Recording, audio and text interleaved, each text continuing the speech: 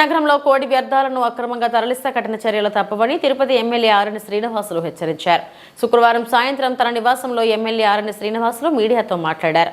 NDA కూటమి ప్రభుత్వం ఏర్పాటై 6 నెలలు దాటినా కోడి వ్యర్థాల అక్రమ రవాణా నగరంలో సాగుతుండడం దారుణమని ఆయన అన్నారు. గత సాధారణ ఎన్నికల ప్రచారంలో భాగంగా జనసేన అధ్యక్షులు పవన్ కళ్యాణ్ కోడి బొచ్చును కూడా అప్పటి ఎమ్మెల్యే భూమన కరుణాకర్ రెడ్డి వదలకుండా అవినీతికి పాల్పడుతున్నారని ఆరోపించారని ఆయన తెలిపారు. అయితే ఎన్డీఏ కూటమి ప్రభుత్వం వచ్చాక కోడి వ్యర్థాల అక్రమ రవాణా సాగుతుండడం దారుణమని, వెంటనే మున్సిపల్, రెవెన్యూ, పోలీస్ అధికారులు చర్యలు తీసుకుని నిలుపుదల చేయాలని ఇప్పటికే ఆదేశించినట్లు ఆయన తెలిపారు. ఈరోజు మన తిరుపతి నగరంలో గత ఎన్డీఏ కూటమి ప్రభుత్వం ఏర్పాటై దాదాపు 7 నెలలు కావస్తోంది. 7 నెలల కాల పరిధిలో తిరుపతిలో నియోజకవర్గ పరిధిలో చాలా అభివృద్ధి కార్యక్రమాలు కూడా చేపట్టడం, శ్రీకారం చుట్టడం జరిగింది.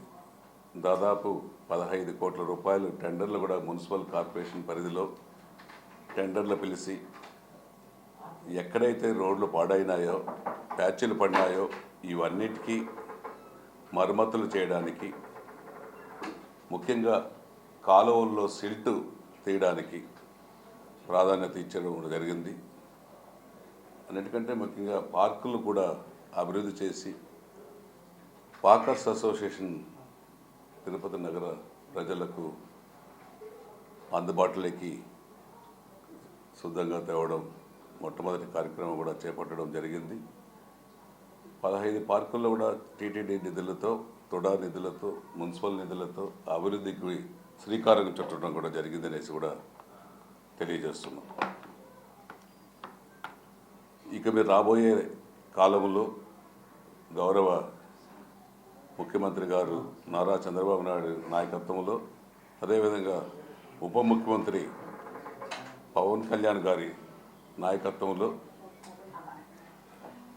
తిరుపతి నియోజకవర్గ అభివృద్ధిని అన్ని రంగాల్లో అభివృద్ధి చేయడానికి ముందుకు తీసుకెళ్తామనేసి కూడా తెలియజేస్తున్నాం.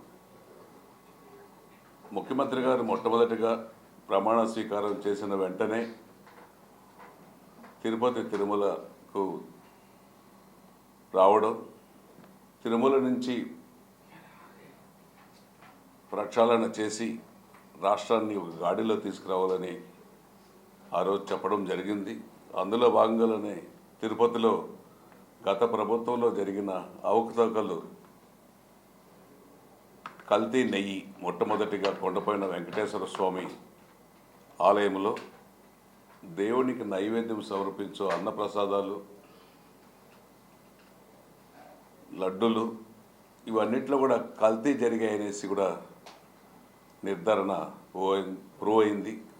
దానిపైన విజిలెన్స్ ఎంక్వైరీ కూడా జరుగుతోంది. ఖచ్చితంగా బాధ్యులైన వారికి శిక్ష తప్పకుండా వేస్తారనేసి కూడా ముఖ్యమంత్రి గారు ఆదేశాలు ఇవ్వడం జరిగింది. ఖచ్చితంగా కూడా జరుగుతుంది. ఉప ముఖ్యమంత్రి గారు కూడా దీనిపైన దేవుడికి అన్నప్రసాదాల్లో, లడ్డు ప్రసాదాల్లో కల్తీ జరిగిందనేసి 11 రోజులు దీక్ష చేసి 11 రోజుల పాటు కూడా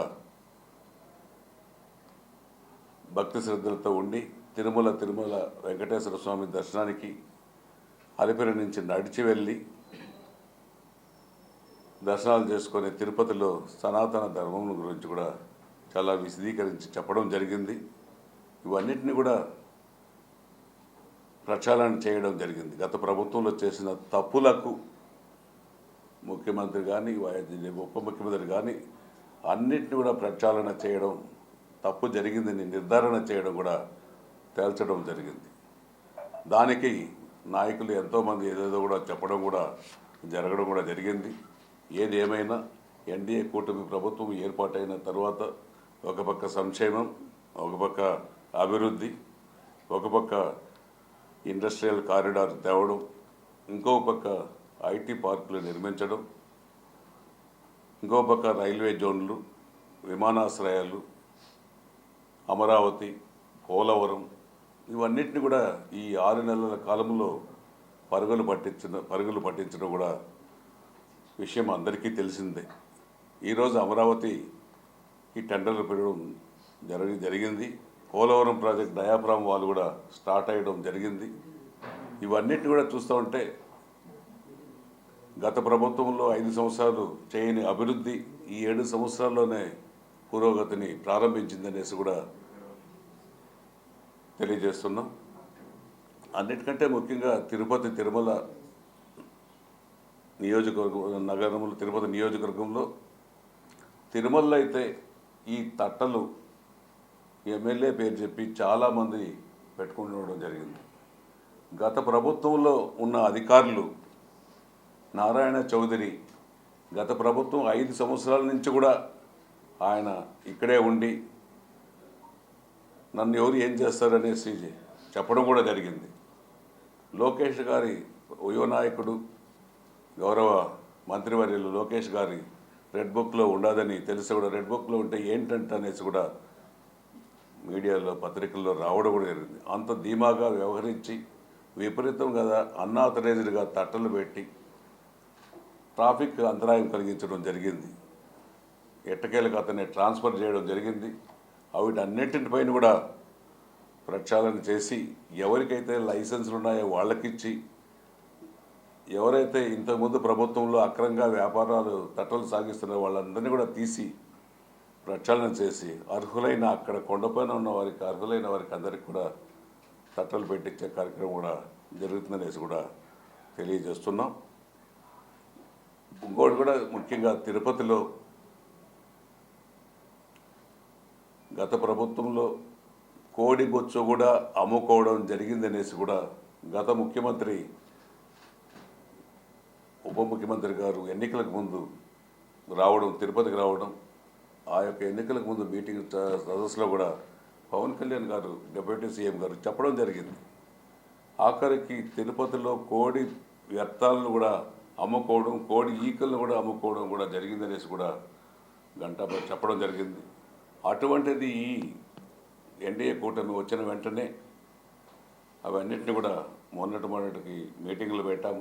పోలీస్ అధికారులకు ఇన్స్ట్రక్షన్లు ఇచ్చాం, మున్సిపల్ అధికారులకు ఇన్స్ట్రక్షన్ ఇచ్చాం. ఎవరైనా సరే మొత్తం వాటిని బర్న్ చేసి ఇక్కడే చేయాలి, లేదు వాళ్ళు ఓన్గా వాళ్ళు ఏం చేసుకుంటారో చేసుకోవాలనేసి చెప్పడం కూడా జరిగింది. ఈ ప్రభుత్వంలో కూడా కొంతమంది ఎమ్మెల్యే పేరు చెప్పి ఈ కోడి వ్యర్థాలు కూడా అమ్ముకోవడం కూడా జరిగింది. వాటన్నిటికి కూడా ఫుల్ స్టాప్ పెట్టాం. ఇక మీదట తిరుపతి నియోజకవర్గంలో ఇటువంటి అసాంఘిక కార్యక్రమాలు జరగనీయకుండా చేసేదానికి మా వంతు మేము కృషి చేసేదానికి కూడా ముందుంటామనేసి కూడా తెలియజేస్తున్నాం. అంతేకాకుండా తోపుడు బండ్లు ఎక్కువగా ఉన్నాయి. ఈ శ్రీనివాసం నుంచి